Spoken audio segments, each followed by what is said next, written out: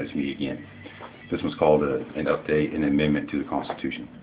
The more I think about it, one of the biggest problems with this country is the fact that leadership is in place for 4 or 8 years. I mean, that's not long enough for a country this size and of this magnitude. And the more I look at Putin, the more I see something that we could do here where, I mean, everybody knows he's a puppet master.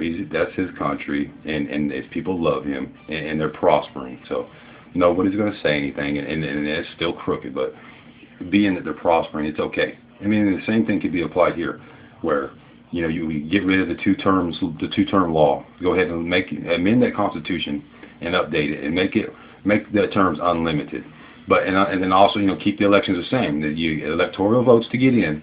And then after the next 4 years, another election, but strictly on popular vote. If our president is doing a good job and the American people are behind him with their popular vote, he should stay in office.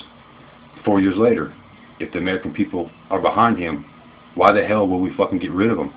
4 years later, if the American people's popular vote is behind him and we're thriving and we're stable, then why the hell would you get rid of him? It doesn't make no fucking sense to me. You have more stability with a good leader that we can keep. And like I said, every 4 years, if he's not doing what he needs to do, popular vote will oust you. Let's do it again. I mean, and that way as the president, as a leader of this country, you have the power to do something with this country. You can do what you need to do to help the American people here and to help us thrive again. I mean, it's more than possible.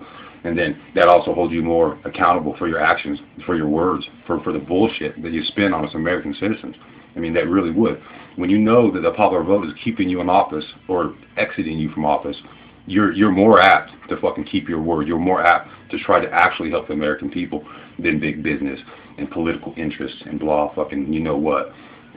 That's my idea. I mean, amend that fucking Constitution. Unlimited terms. Popular vote keeps you in. If you're doing a good job, why get rid of you? I mean, a perfect example for me would be if JFK hadn't got blasted out in '63 and we were on top of the world, he was changing the world, he was trying to, equal rights, women's rights, all that good shit. And then my point of view is, if those laws were in place then, and we're on top of the world, and we're stabilized, and everybody's happy, why the hell would we vote JFK out of office? I mean, he's not a monarch. He's an elected official.